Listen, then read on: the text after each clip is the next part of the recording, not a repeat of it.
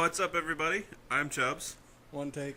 Thank you for joining us on our episode of Raw-Thentic, a non-applicable recap of Monday Night Raw from June 19th, 2017, wherever they were. Where were they? They were in Evansville, Indiana. All right, good for Evansville.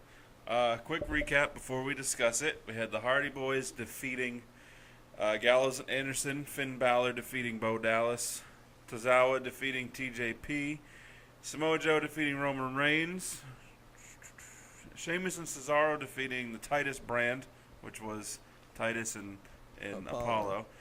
And then Nia Jax defeating Sasha Banks via disqualification.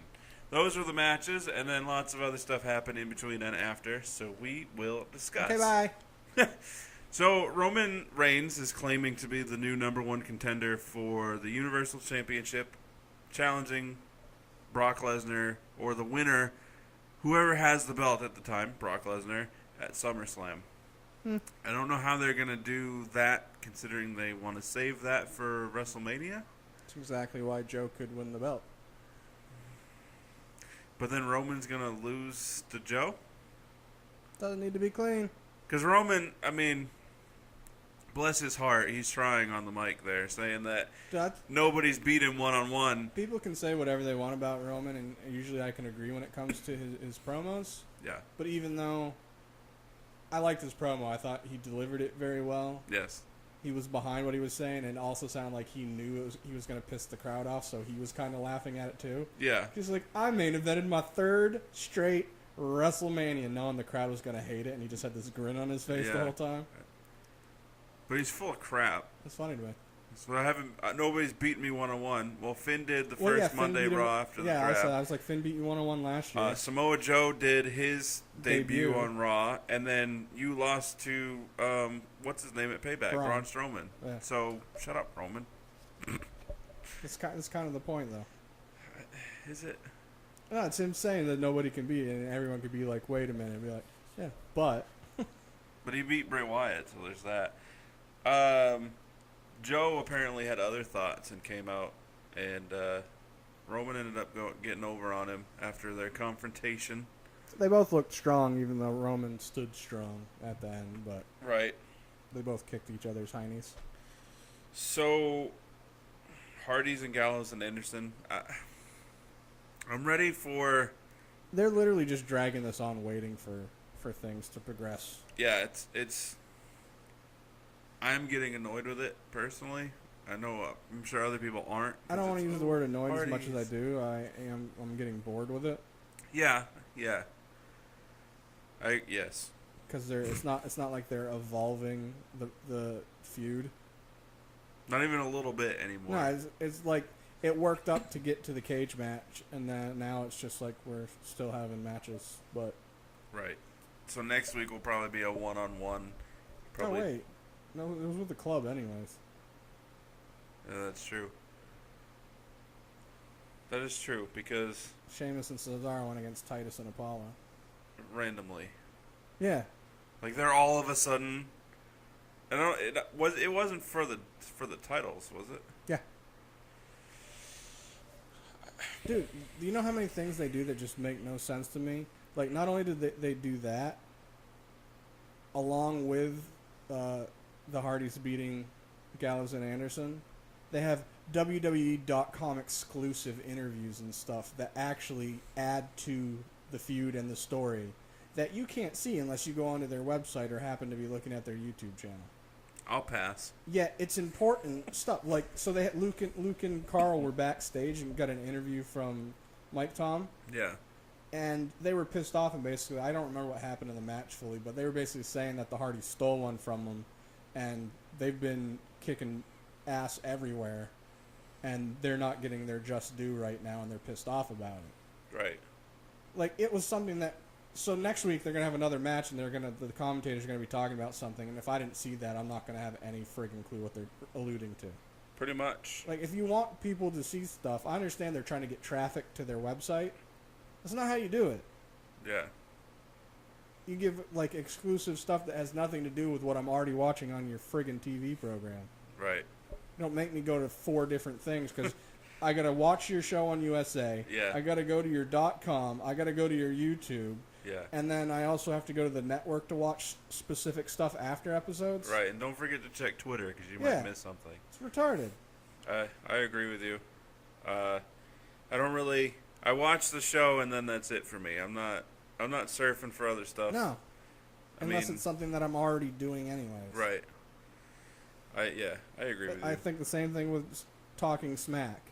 There's plenty of things on that show afterwards that help with certain story angles and Right. lead to stuff. And I don't watch it because I don't want to and I don't remember. When I'm done watching your program on TV, I'm not going to go on to another application to try to watch something else further that's just happening that you could have had on your freaking program. Yeah. Especially with all the recaps you do. Like, oh, in case you just tuned in an hour and 45 minutes into the show, Right.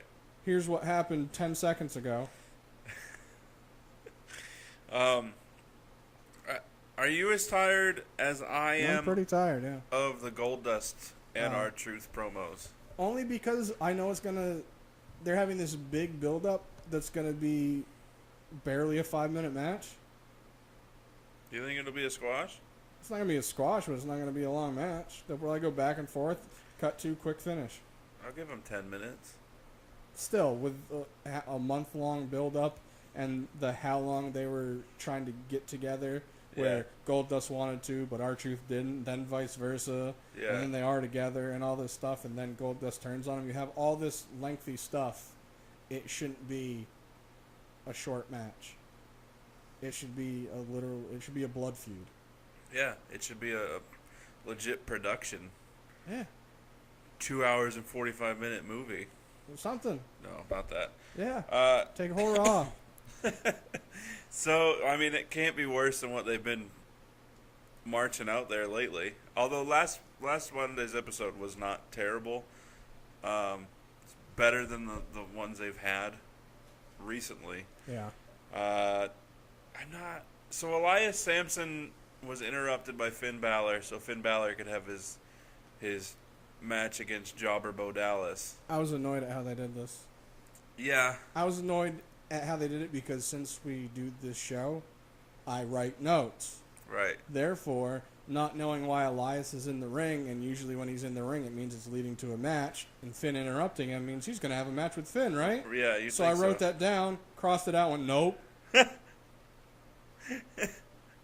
What I've been doing is waiting when I write my notes now is I'll wait for the segment to end, and if it's a match, then I'll just write so-and-so defeated so-and-so, or, Well, I started so-and-so out with talked. Elias Sampson in-ring song, Yeah. like every week, and then as he was talking, then at the bottom, underneath it, I just wrote Elias versus, and then Finn music hit, and I went, oh, okay. So I wrote Finn Balor, and I was just like, nope. So I'll kind of skip ahead a little bit later. So Finn had his match against Bo. Yeah. Even though it was a short match, it was a good match. It was nice to see Bo aggressive. Yeah. And it was nice to see Finn taking aggression. That's and then, it. It was nice to see Finn. Because he'd been off TV for 2 weeks because creative doesn't know what to do with him. Yeah, so they sent him on that friggin' tour to Japan and Singapore and stuff. Yeah. Stupid. To promote and whatnot. Stupid. Yeah. He's one of your top guys, and you're telling me that he's got to sit on the back burner because you don't know what to do with him? Here's an idea. Take the title off of Lesnar, put Finn in the title picture, and there you go. They could have already been going with the... Like, they were originally going to have Bray and Finn have a feud. Yeah. But then That Braun could've got been hurt and kind of messed that up. Yet now they just have... So it was that Bray and Roman were going to kind of have a feud. Right. But after Extreme Rules, they turned it into where Bray was going to go after everyone else that was in Right. But the match. now it's just Seth Rollins that he's going after. Right. Like, he went after Roman 1 week, lost, and then he's like, all right, I guess I'm going to go after Seth for multiple weeks. I'll never understand their thought process of, this is what we have in mind. Okay, this one piece needs to be removed out because of injury, so we need to move 10 other pieces around to adjust. Like, and that's don't where do you that. and I have both said numerous times where they can easily and organically have either a tag match or a multiple-person tag match, like a 6-person tag match, where two said people bump into each other or in the ring, ta-da, organically sets up for later if there's an injury to somebody else. Right. It's not brain surgery. Not even close. So Balor was being interviewed later in the show and was attacked by Samson. So clearly they're setting up Balor versus Samson for no reason whatsoever. No reason whatsoever. And so my first impulse was like, I get that they did it because Finn interrupted him, and his whole thing was don't try to overshadow me. Right. But then I started thinking about like just the whole roster and this and that, and I'm just like, this makes no sense. So you had him in this short, tiny little feud with Dean, which basically was just kind of a buffer filler to set up stuff with the Dean Miz feud. Right.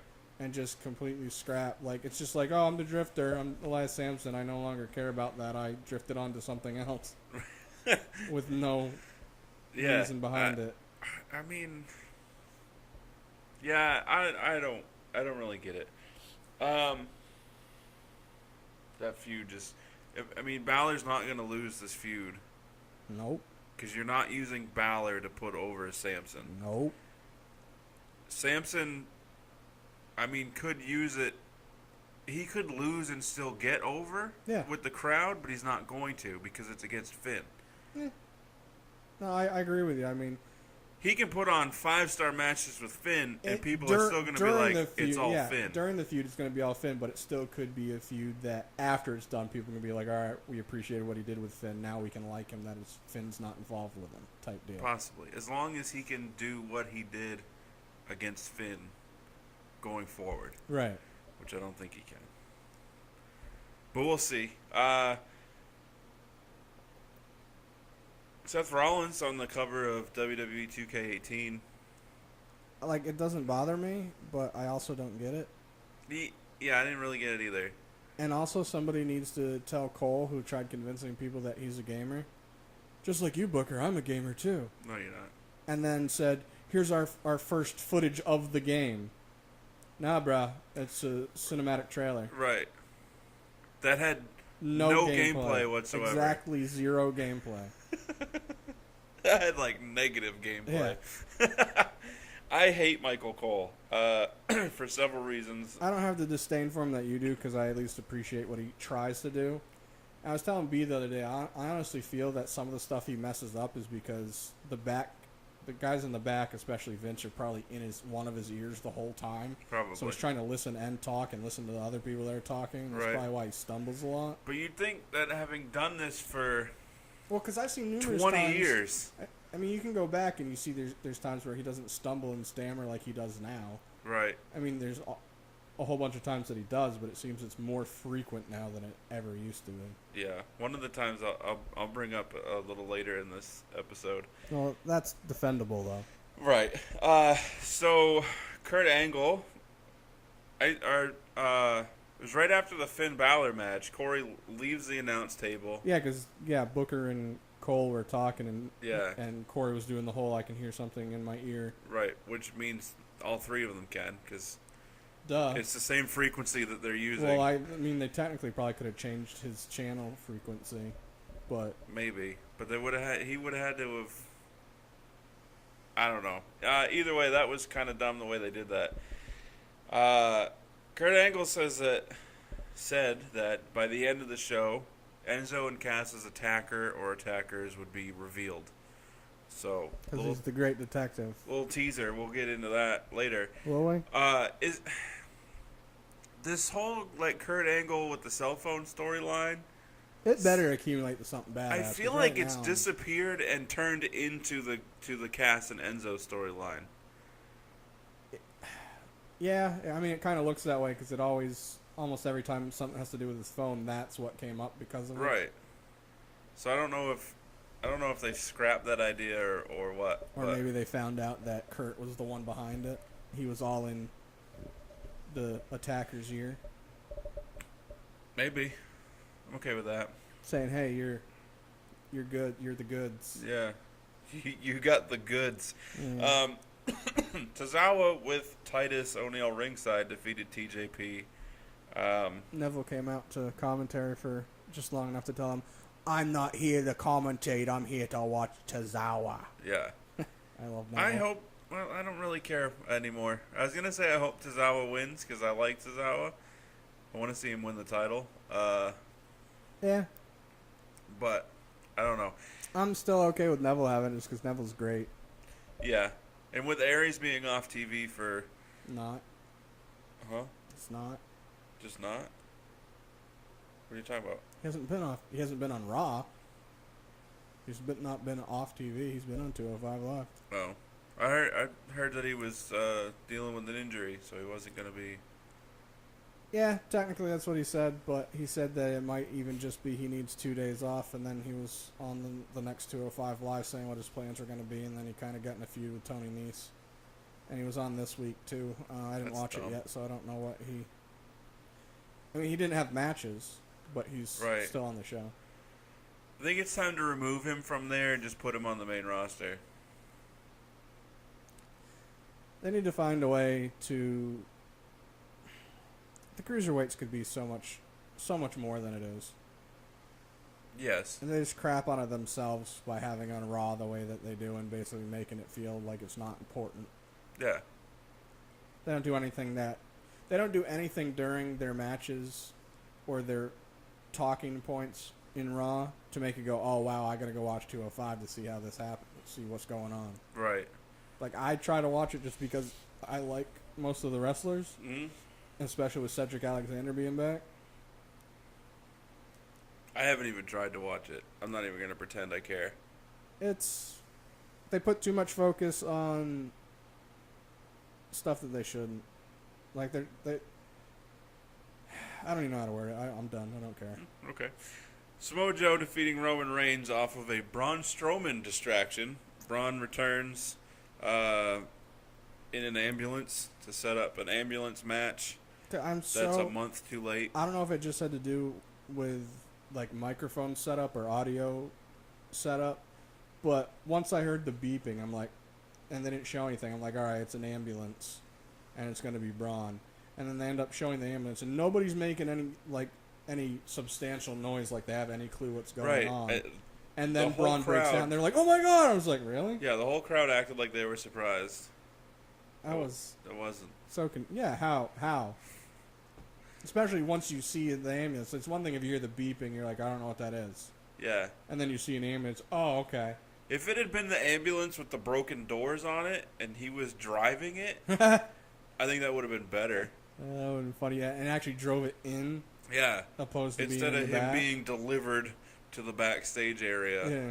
And then screaming, and then Coquina clutch on Roman. The end, and then Braun attacks Roman did such a good job of selling the Coquina clutch and trying to fight out of it that he actually got out of it, and Joe had to redo it. Yeah. I don't believe you that he sold anything, though. I'm kidding. Yeah, you're being one of them people. Dude, I will say, like, I don't know if you noticed or not, but I did. Roman sold stuff in the opening segment with Joe and in that match a lot differently than he has been. I didn't notice. Like, to me, he sells stuff anyways, but like he seemed to be like he hurt his back in the beginning opening segment, and in this match, Joe did something that hurt his back, and he like throughout the match would just constantly like kind of grab at it and act like it was hurting him, opposed to all right, I'm past that, I'm onto something else that hurts. Right. So it actually made me wonder if he just had a bunch of like things that did hurt. Maybe. So Braun attacks him and then declares that he wants to have an ambulance match at the July pay-per-view. Well, it's not. He basically said we're having an ambulance match, see you there. Yeah. For those of you that don't know, and they may change it because this is how they've been doing me dirty, WWE. They've been having these matches and I'm like, oh, okay, this is how this match works. And they're like, no, we've changed it. So an ambulance match, in my thoughts of what it's supposed to be, is that you have your match and the winner is declared once you've beaten your opponent bad enough to where you can put them into the ambulance and shut the door. Both doors. Yeah. Yeah. Okay, so I'm not crazy. No. So when the July pay-per-view comes around and they change the rules to the first person to run over the other person in an ambulance wins, or they're both going to be driving ambulances. And it's not a real ambulance. It's a clown car. It's going to be a demolition derby ambulance match. If Roman flips over this ambulance, I quit life. Cut to Braun loses, ends up being so pissed off that he lost that he ends up just attacking everyone, which happens to cost Brock the championship. So that's what I was thinking. Like, or they could have their match. Say Braun loses and he gets the doors shut, but then he immediately kicks them open and the fight continues. Then they just drift off backstage fighting. Cut to the main event, Joe versus Brock, and then this battle spills out back into the ring or the arena or whatever, and Braun accidentally hits Brock Lesnar or something. Yeah, which with having both of them there and Samoa Joe and Brock, there's 4 people right there to lead down 8 different stories. But they won't. So, Miz and Dean. That's all you wrote down, huh? Yeah. That is, I wrote Miz, Arrow, Dean. Miz was there with a gift. No. Well, so was that? Yeah. Miz was apologizing to Maurice. But before that, Miz was again going around trying to find an entourage. Right. And he interviewed some people. Yeah, he talked to some people. Right. He talked. Okay, it was after Bo Dallas lost to Finn. He was in the back looking all somber and angry, and Curtis Axel. Yeah. I always want to call him by his real name, so it messes me up. Okay.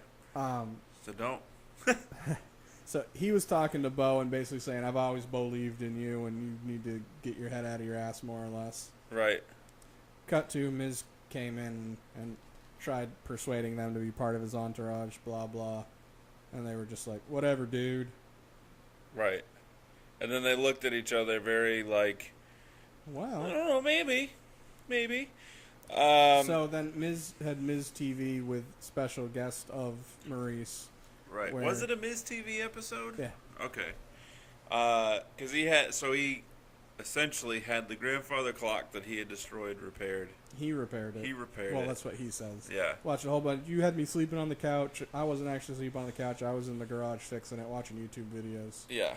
No, you weren't. So then Dean comes out, essentially causes Miz to destroy the clock again.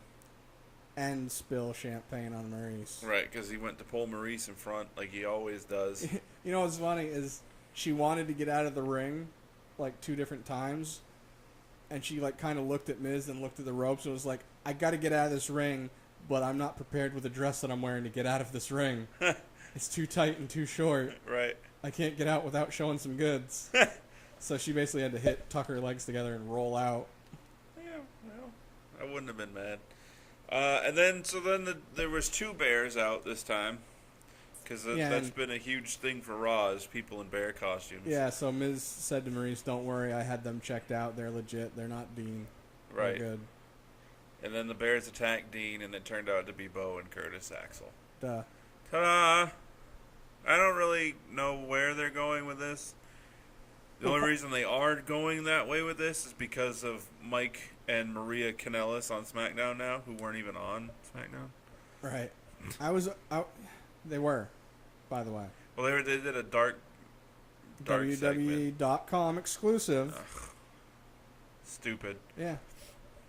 So, I was okay with Bo and Curtis Axel.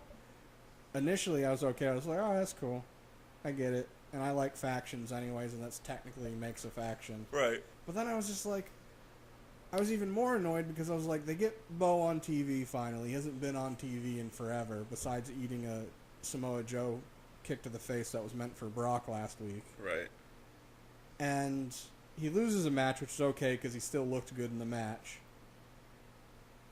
But you put him with The Miz, which is at least going to have him on TV and giving him some exposure again. Yeah. And then Curtis. But who else is on the Raw roster that could help with a distraught, lost soul? Elias Sampson. I'm kidding. Bray Wyatt. His real effing brother. Yeah. They've even had, well, I don't know if they have, but Bo's been growing his hair out longer than it was, and his beard. Yeah. It'd be perfect. Not saying it can't eventually go that way, but right now it'd be perfect. Because I don't understand WWE's thought process of if you're a face, you can't have help. Unless it's just you're getting double teamed by heels, then somebody can come out to help you. Right. I don't understand Vince's or Creative's thought process behind if you're a face, you can't have a faction. It's just no. I get it, but I don't. I'm past it.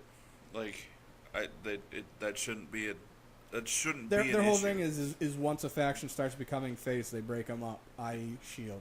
Yeah. They were so over that they're like, we can't have this. They're not supposed to be. So stupid. I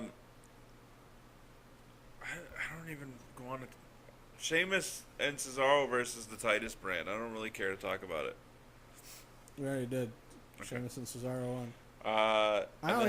Then, I got the thought behind it was that Titus has been using his Titus brand and his pull to get things. yeah.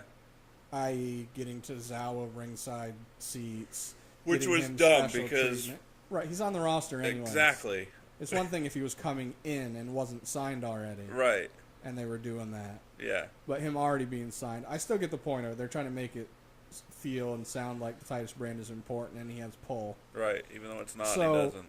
I got that, but that wasn't enough to be like him just saying, hey, I got pull. I ended up getting us a tag team match for the belts. Right. With like no reason behind it besides I just could. Yeah. I feel like they should have won. But they didn't. So the main event was Nia Jax versus Sasha Banks. What? Yeah, that was the main event. Oh, because they actually closed the show. Yeah. Okay, yeah. Which I liked that they did it that way. Like you have an opening segment and then you have a closing segment. Well, yeah, and it also it ended it so it'll be more fresh in your mind opposed to having all this other stuff that kind of makes you forget about it. Yeah, but I wish they more often would close on a segment instead of a match. Not all the time. No, they could definitely do it more frequently, especially if it's done well. Yeah, like this last week was done. Yeah, I don't want them to do one, like they've had the ones where, like when they first teased Brock and Braun, they were just face to face. Yeah. Braun leaves and the show ends, and you're just like lame. Stupid. So Nia won via disqualification. This is where I was referring to about Cole stuttering and stammering. He didn't really stutter or stammer, but Alexa Bliss came out to do commentary with them, and Just as the match started. he introduced her after the commercial break. And as soon as he said her name, he had two very hard swallows. It was very lustful. When he was trying, I can't even. He audibly Alexa became Bliss. he audibly became aroused on national television. Did. I don't blame him. That's probably why she didn't sit down the whole time. She was scared. Probably. Or because if she sat down, she couldn't see the ring. No, that's true. So that was funny, and then a brawl breaks out between the women. Well, yeah, so it started out with that. Emma came out to confront Alexa at the announcer's table, and then with her Alexa half gloves. beat-feeded, took off, ended up in the ring. Alexa tried hiding behind Nia. Right. Nia grabbed her and put her in front of her with this grin of, here you go, Emma. Yeah. And Emma went to push, kick her, or whatever, and hit Nia Jax instead. Right. Causing a disqualification. Then they started fighting. Yeah. Then Mickey and Dana came out for some God-known reason. To set up a 6-woman And tag then Bayley match came next out. week. No, I literally wrote in my notes on the side, meh, rebuttal to SmackDown Live having all their women on TV. Poorly done. Yeah. You can't just do it to do it because the other show's doing it. You have to have some continuity behind it. And then Bayley comes out for what? Because they had to have all the women in the ring at the same time to make up for not doing it because SmackDown Live does it. She should have come out with a freaking kendo stick and started hitting people. Meh, with Or that thought or a process, chair. that they're not going to do the kendo stick because that was so poorly done. They're not even going to allude to that happening.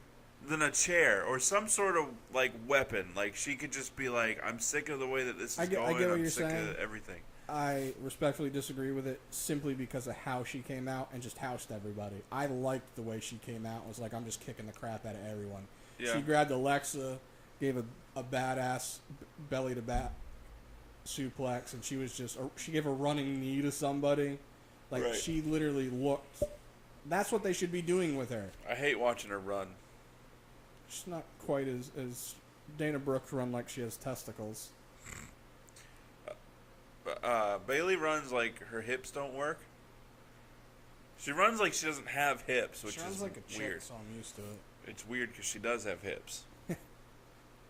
But, But either way, I like the way she came out. I thought it made her look strong, opposed to the crap they have been doing where she's just meek and mill and...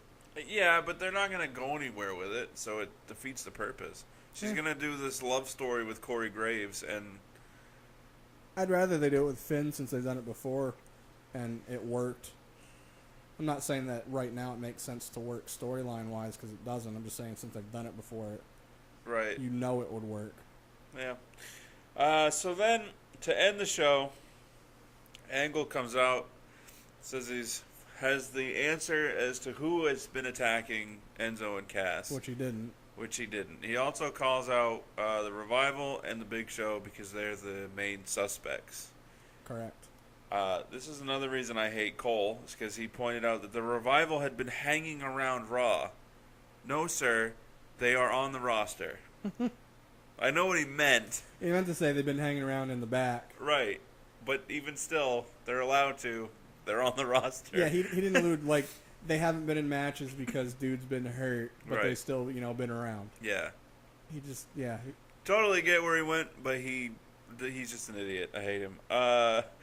So, Angle rules out Big Show.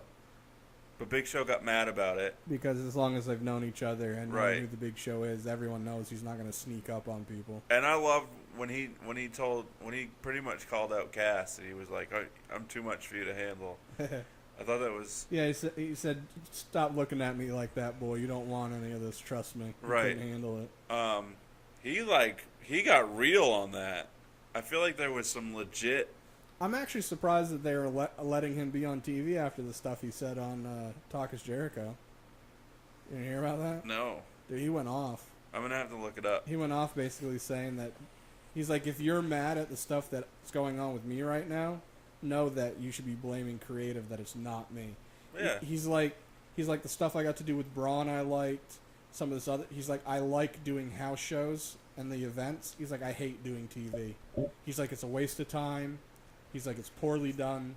He's like, I come in and I don't even always know if I'm supposed to be there. Yet I got to be there the whole show in case they add me because they change things 7,000 times Right. before a match or Which before is dumb. anything starts. He's like, I don't like coming out, getting in the ring, knocking somebody out, and then leaving. Right. He's like, it's a waste of time to me. Yeah. It's poorly written. And he's like, we have 17,000 writers in creative, 2 of which have actually laced their boots up and know what they're talking about, yet I have to take direction from people that have no idea what they're talking about and just like, hey, do this. And he's like, I got to do it. Right. Good for He's him. like, so if you're mad at anything that's going on, blame them. Oh, good for him. So with that being said, I was surprised that they didn't kind of give him a how dare you. Right. And then he essentially, well, I'm wondering if he's teasing a SmackDown trade of some sort. Well, not a trade, but Yeah, their way of where evening it out. He's going to leave Raw and go to SmackDown because he told Kurt that after all they've been through and he was going to be accused, he didn't think he wanted to be on his show. And then he left. And then he left. Then the Revival. They're funny because they're like, this time it was not us. Right. They weren't necessarily about to be ruled out by Kurt Angle because I think he was going to say that they did it. But then Corey Graves stands up with a microphone, reveals some footage of the Cass attack, one of them, and it's essentially just Cass setting the scene and then laying down, making it look like he was attacked. And kicking something to make it really loud, like somebody. Right. Thus, we attacking. reveal that Cass is the attacker of Enzo. I mean, we knew the breakup was coming, but I was legitimately distraught watching that because Cass is really good on the mic. He was actually that. I don't want to say he's really good on the mic. He doesn't stutter and stammer, but his cadence is usually weird. Yeah. Almost like not the same as Baron Corbin, but I mean as far as just sounds weird Right. cadence wise. But after this, like it was It good. felt like a shoot. No, it was well. To me, like me sitting there listening to Cass and everything he said was like really. It was legit. Like, No, and exactly, and I mean, you can still think that about somebody and still be friends with them. You know what I mean? yeah. So it could have been like, I would have loved for Hey, them bro, I'm to going at amicably you. break up, but say what? I said, excuse me. I would have loved for them to have had an amicable breakup. Because where do you go? Where do you go now? See, I liked your thought and my thought. It was mainly yours, but I had some additions to it, and I don't remember what mine were. Where just have Enzo be like, "Bro, I'm costing you. I'm just gonna be your mouthpiece. I'll Yeah. be your manager." And then, my addition to it was that it could end up leading into tag matches later. Just have them a singles competitor, Right. have them both be singles competitors, but Enzo is Big Cass's manager. And then there just happens to be times where there are two people that kind of get in Cass's face and Enzo's got his back and vice versa. Yeah.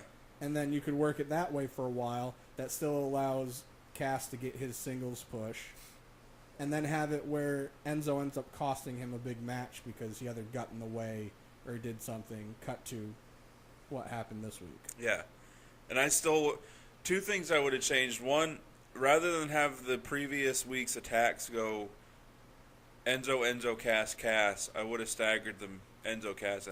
So that's just me. That's just stupid little things. Yeah, the other thing... the reason that I say no to that is just because even with what Cass said was that he's like, fingers started pointing at me, I knew I had to do something. Because technically it would have just been Enzo getting attacked and not Cass at all. But then he's like, fingers are getting pointed at me, I had to do something about it. So then it was he got attacked 2 times in a row as well. Right. But like, if you stagger it, then no fingers get pointed to him in the first place. And then it actually is a little bit more of a surprise. In theory, take out the social media aspect of it, where we've seen stuff saying that it was going to be Cass all along anyway. And if you're just watching it and it's just Enzo and then Cass, Enzo and then Cass, like, personally, my last thought would be that it was Cass. Okay. And I think... And you're probably in the majority and I'm not, but... Well, yeah, because you're weird. After the first one, I knew, and then after him being attacked, I was like, he did it himself. So Right. But, well, I won't play What If because you're bad at that game. So anyway, the other thing I would have done is I would have changed... I wouldn't have had this happen yet. some people are glad it happened because they haven't been doing anything with Enzo and Cass. It's like they were pushing him to the ceiling, and all of a sudden they're like, oh, your ceiling is not winning anything like you did in NXT. Right. You're going to push Cass as a legit solo competitor now. Which is going to be difficult in an already huge pool of singles competitors. Right. Like, And why since not? they only have 2 belts, one of which is regular on TV, Yeah. he's just going to be fighting against people for nothing. I would have waited till after WrestleMania. Yeah, until Brock was gone. Where you could have ended up having them win the belt, the TV titles. title. You could have them winning the titles at WrestleMania, Mm-hmm. but then Cass immediately turning on Enzo, being like, "I did it by myself anyway. You were no help," and then all this other stuff. And then you could have a tag team tournament. Yeah. Yay, we get to see all the tag teams again since you like to push them to the side. Right. And then DIY can come back. No. But anyway. They'd go to SmackDown anyways if they did. That's all I got. You got anything else? No! Okay. You know what I forgot to say in the beginning, but I'll say it now. It'll be on the screen, who cares? Facebook and Instagram, NA.podcast919. Twitter, NA_podcast919. One Take and I are both on those sites as well. Like, share, and subscribe, comment, all that other stuff. And we'll catch you later. Deuces. Okay, bye!